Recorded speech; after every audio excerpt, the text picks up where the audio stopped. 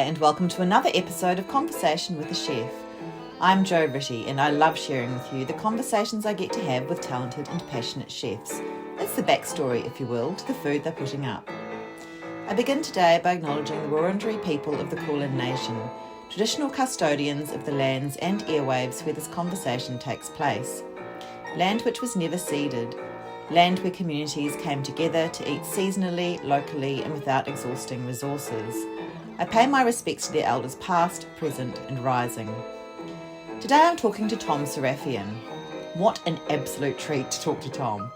Often described as the unofficial king of hummus, the best hummus maker in Australia, hummus expert, Tom certainly has a passion for hummus, and he's put a lot of time and thought into perfecting his product. At one point in the conversation, he waxed lyrical about each of the ingredients, and I loved it. At another point in the chat, we went on a Lebanese pine nut tangent, and it was the absolute best. Obviously, Tom isn't just the hummus king. He's earned the reputation of hard-working, inspired and creative chef at all the venues he's worked at. When I spoke to Joseph Abboud from Rumi and Bar Saracen a few years ago, he was quick to acknowledge Tom as a driving force in his kitchen and an absolutely beautiful cook. Diners are excited when Tom announces pop-ups, and I think we're all excited at the prospect that Tom will one day open his own place. For now, you can eat Tom's food this weekend at the Broadsheet and Free to Food event on Saturday, and of course you can buy his hummus, toum and harissa at All Are Welcome, Bleu, Meatsmith and Morning Market Fitzroy in Prahran. I loved this conversation and I know you will too.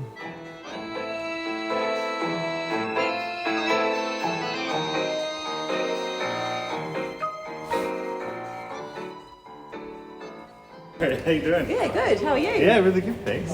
Thanks for coming by. Of course. Yeah. That's great. It's a cool setup, isn't it? Yeah, it's good, yeah. It's usually full of people running around peeling off the garlic and boiling chickpeas. So, yeah, that's kind of what we do. Kind of what I would expect in like a, yeah. Hummus and toum. Yeah. Nice. So yeah, this is, we these are the chickpeas we get quite a few at a time. Wow. And these huge buckets of tahinis everywhere. We go through, quite a lot and boil them in the pressure cookers here. Yeah, of course. Okay. And then we blitz them in the big robo coop there. It's a bit of a crazy 3-day sort of operation, and that's kind of the first day of it. And then we chill what we call the base of the chickpeas in the cooler room. And then the third day, the next day, we put it back into the machine with freshly squeezed lemon juice, and we make a toum, a Lebanese garlic sauce, and we add that to it.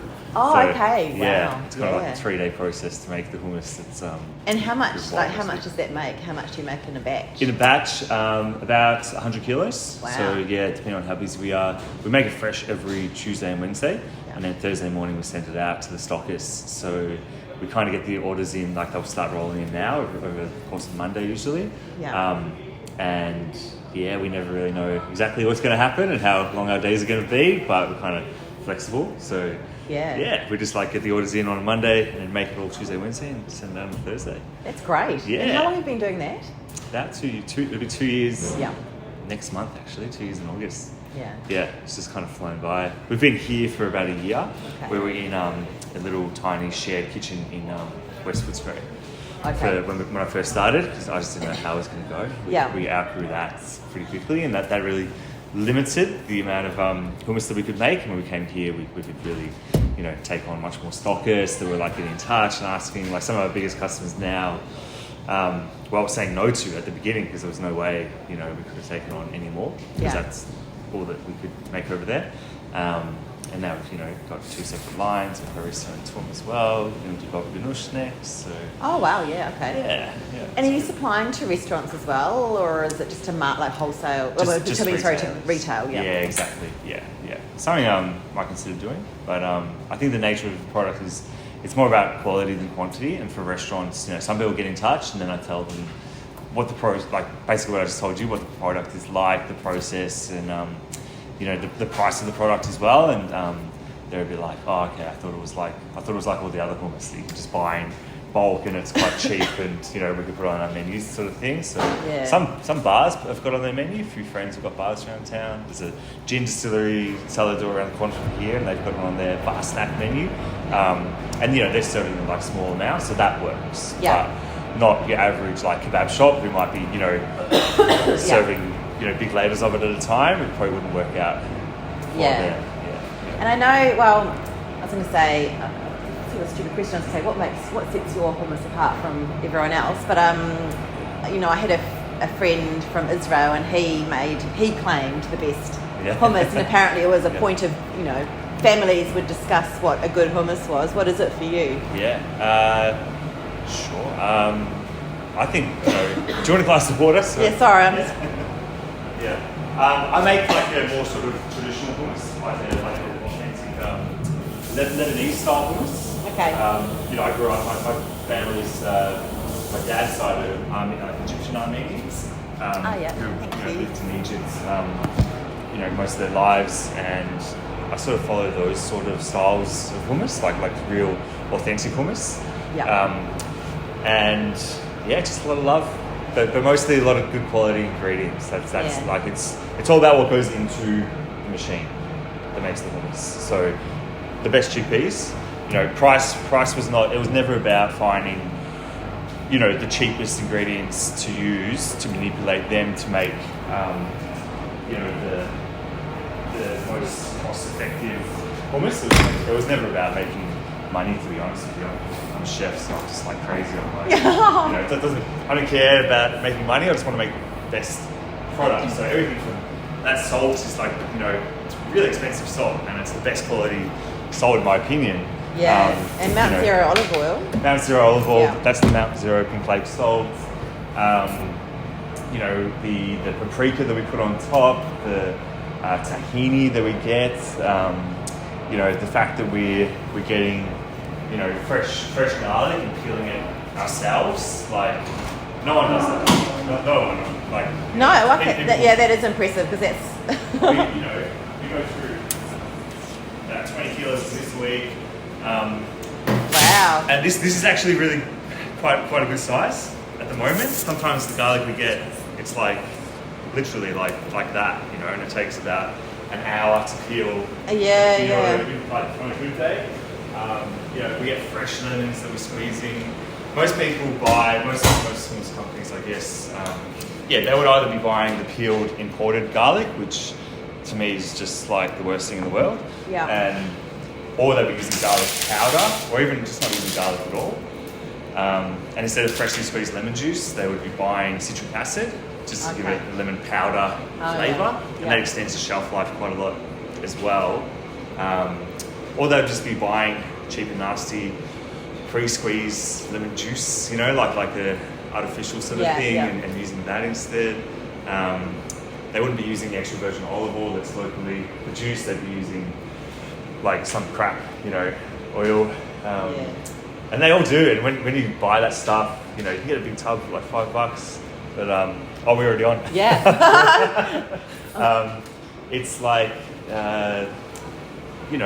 just you can taste, like when I go and like buy a supermarket, I haven't for a very long time, but the first thing I taste is like citric acid.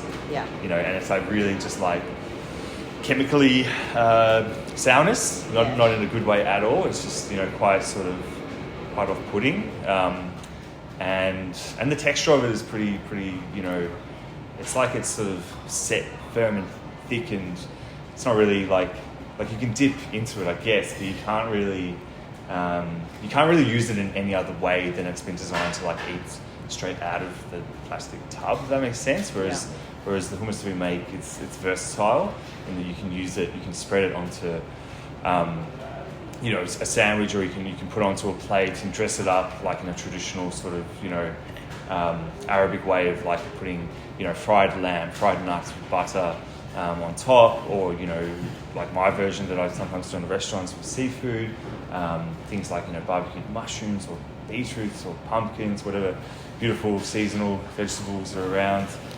So you can do a lot with it, with the way that we make it in that sort of authentic Arabic style. as well. So yeah, I saw on your Instagram that you've got lots of little hints and recipe ideas for using the product. So that's helpful. Yeah, that's a big part of it, is to sort of teach people who may not know the possibilities of these products, like hummus. People in this country, I think especially, know, like, it's a fact that, if you don't know, you don't know sort of thing, that it's just a dip, something you just eat cold out of the fridge with crackers, and like, there's nothing wrong with that, but it can be so much more than that. So that's something, that I try to do, is show the many possibilities with it. Yeah. And I was interested to ask, because obviously you're really passionate about what you're making there, and you're still doing some pop-ups, like this weekend, the free-to-feed dinner. Do you prefer this now to working in a restaurant? Yes and no. So I'll just close the door, it's not as noisy, but yes and no. Sometimes it's great to have the flexibility of kind of coming in and out of, like, really busy periods. But I really miss having a restaurant. The last restaurant I was working at Saracen, closed, with only a few weeks' notice, and it was pretty heartbreaking, and I wasn't ready to stop cooking that food. So we started, popping up around places. We did a substantial pop-up at Little Andorra for 3 or 4 months. And I've continued to cook that food and slightly, experiment with some new food as well, in doing these pop-ups, and that's been great. Yeah, and that's been great to work in different people's kitchens with different teams, see how they operate, and get insight into their businesses as well. Because I'm trying and working towards opening my own restaurant. Wow. So a big part of it all is this, that's part of that journey. And it's been really valuable to do lots of different pop-ups in different places, and just get all the practice and skills and insight into opening a business has been really great. So. That's very exciting, but I think that's really wise. It's a wise approach, isn't it? Because depending on where you've worked, there's ways of doing things, and it is good to get that fresh insight of how other people are running businesses, or kitchens, or whatever it is. 100%. It's been really good, and I feel very lucky to be in that position.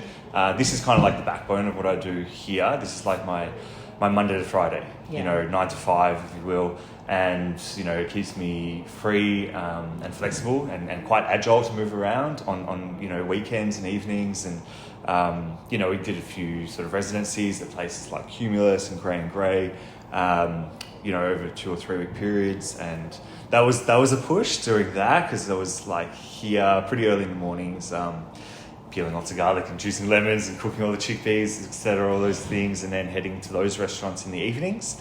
So that was hard work. Really good though, don't regret that at all. But it's when it's at its best, it's like, this is like the Monday to Friday, and then I'll do something like free to feed on the weekend, and slowly chip away at like that prep in the spare time during the week, and keep it really well balanced like that. And that's pretty cool. That's been pretty awesome to be able to do that, to still be able to be, have some work-life balance and be home in the evenings, spending time with my partner and my friends and family, and doing all that kind of stuff that you don't get to do as much when you're stuck in a kitchen in a restaurant all day and night. So which I've been doing for almost 20 years, I think. So it's been pretty amazing to stop doing that and live like this for a little while, but I still really want to open a restaurant and go back to doing that, even though it is a bit mad, because that's where my heart really is being, in a restaurant, expressing my creativity through food. That's when I'm ultimately at my happiest, and that's what I'm trying to get to. And I'm in no rush. I'd really like to do something sooner rather than later, of course, but I've been pretty patient. There's been quite a lot of bit of a roller coaster of opportunities and different offers that have come in to do certain things, and it's pretty exciting, and things that I've come pretty close to making happen, but nothing's been exactly the right thing that's felt like the right thing just yet. So I'm still looking for the perfect thing to happen. I'm sure it will soon, and I'm very excited for it. So yeah. Well, I was reading about you before I came, and I was really interested to note that you went to Elwood Secondary College, because my nephew, who also is Armenian Australian Greek, he's in year 9 at Elwood, and Rafi loves cooking. Well, I think he more prefers dressing up plates now, with likes putting things together, but so my sister-in-law is Greek Armenian, and her mum Zizi just cooks like the best food, lots of kibbeh and really delicious things. So I was like, that's a cool connection. Yeah, totally. Wow, awesome. And I've been wanting to speak to you because I spoke to Joseph, I think, quite a few years ago, and he spoke so highly of you then, but then I think it must have just been before all of the lockdowns and all of the things that happened, and so it's great to talk to you now.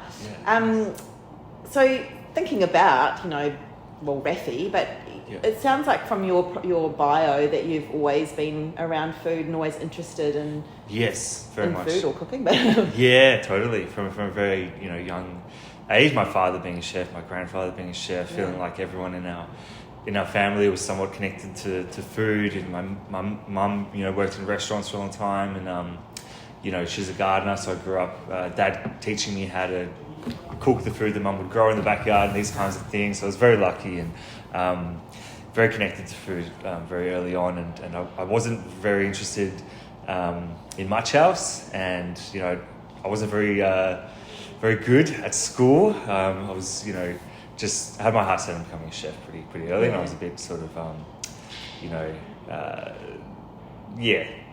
that was all I ever really wanted to do, basically. So yeah. I think it's interesting, and I've been thinking about this a lot lately, because quite often chefs make that comment, I wasn't good at school and I really wanted to be a chef, but I think what you do is really complicated and multi-level and layered, and requires a lot of skill and know-how and intelligence and all of those things. So I feel like that's a problem with school, with education, is that we're making people feel like that, like I'm no good at school, whereas there are so many pathways, and I think that's what we need to encourage people to look at that and celebrate, that there's a different way of doing things. It's not always just that linear way that schools have.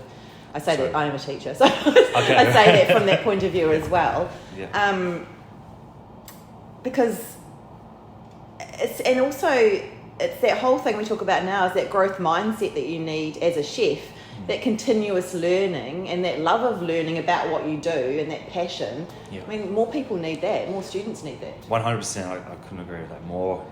I was definitely like that, I think, and I guess when I say I wasn't good at school, I wasn't good at the structure that I was in, and the curriculum wasn't really, just didn't feel right for me. I was in a bit of trouble at school. I was expelled from Elwood, actually, and then I went to this community college for a little while, and then I came back to Elwood to finish my VCE, but sort of just scraped by kind of style. And then when I went to start an apprenticeship, I didn't go for William Angus where everyone else was going. I went to Swinburne in Prahran, and it was a little bit alternative in that sense, that it was a much smaller classroom, much more hands-on, much more personal with the teachers. And I had some really fantastic teachers, but they were more down to earth. You could talk to them, and I remember saying things to them like, I don't really want to cook this, really out-of-date French recipe that I'm never going to ever use again, and it just doesn't really do anything for me. Can I do this instead? And they were like, yeah, okay, cool. So I ended up just, doing like experimenting. I was apprenticing at the Stokehouse at the time, so I was there once a week, and I sort of used like school as a bit of a place to experiment with different ideas and stuff that you don't get to do when you're working at a pretty busy, pretty serious fine dining restaurant. You're just cooking their recipes all day, every day, and you're pretty tired on your days off. So it was nice to have that sort of creative freedom there. That was really, really good for me.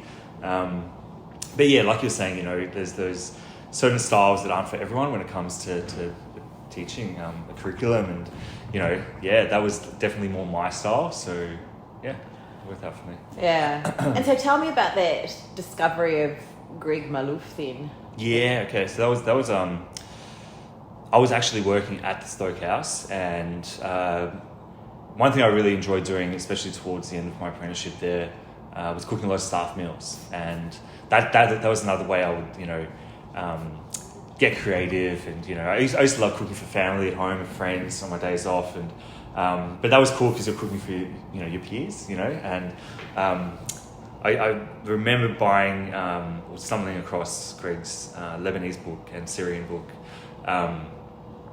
Saha, and it was mind-blowing because I was seeing dishes that I'd grown up eating at my grandparents' houses on sort of special occasions,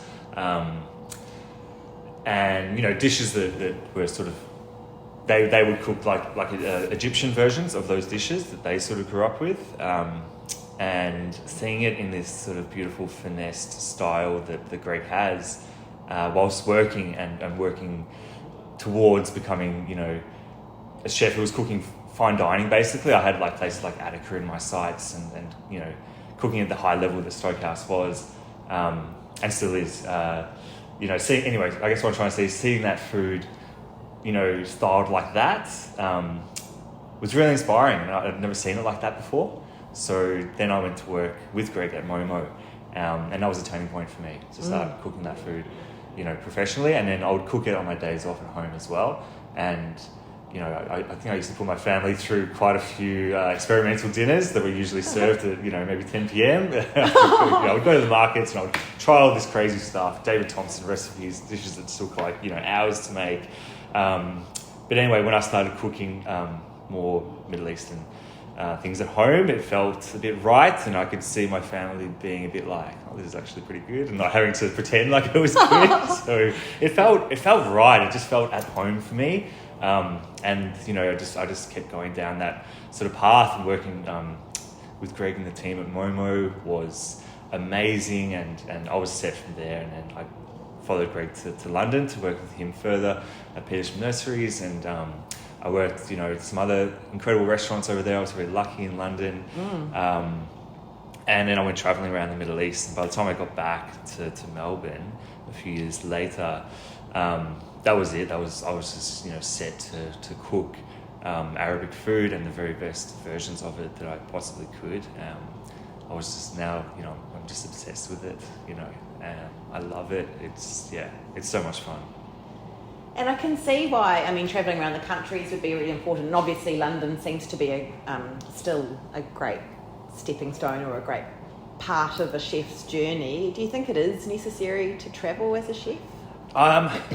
Look, it's not, necessary as such, but it's pretty amazing if you have the opportunity to do it. It's pretty eye-opening. There's so many possibilities over there.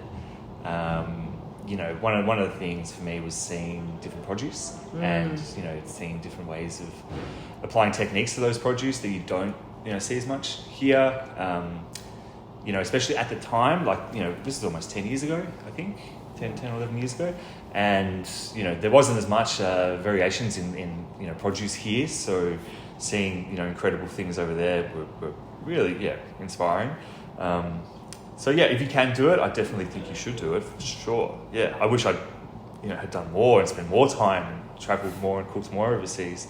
But you can only do so much, I guess. Yeah. That's right. And how do you keep, you seem to be inspired by it all anyway, but how do you keep inspired? Do you look at books? Do you look at Instagram? How do you keep... Yeah, it's great to... I've always loved cookbooks a lot, and, I read... That's pretty much the only kind of book that I read is the cookbook. For the stories and things as well, not just looking at recipes. But we're so lucky. There's so many incredible cookbooks out there. I like going back in time and looking at old recipes rather than new techniques. I'm not so interested as much in. I'm more interested in old techniques and doing things the long, hard, tedious ways. I love that. I love those ancient methods of cookery much more than modern techniques. Have never really appealed to me at all. I want to know how and why they were doing things for the first times back in time. And I love seeing those traditions still alive today, and things like in Lebanon, seeing and first-hand experiencing, being invited to parties and where they were serving things like kibbeh, pounded in it's a raw lamb dish pounded in like a marble mortar and pestle, and there was this incredible lady who was known as the queen of kibbeh, and she was just sitting there just like pounding this raw lamb and adding a little bit of spice, a little bit of salt, a little bit of fat, a little bit of toum, and then like serving it to you in her hand. I was like, wow, that's amazing. And I want to build a huge mortar and pestle when I open a restaurant, and I want to do things that way, like I don't want to put it in the machine and fast track and take a shortcut. I've got no interest in doing that. I like doing things the hard way. It's a lot of what we do here, but I think there's a real beauty in that, and I'm inspired by that. And so I come across a lot of those sort of things in cookbooks, by traveling as well, and Instagram's great to see what other people are up to, because you connect with people on the other side of the world.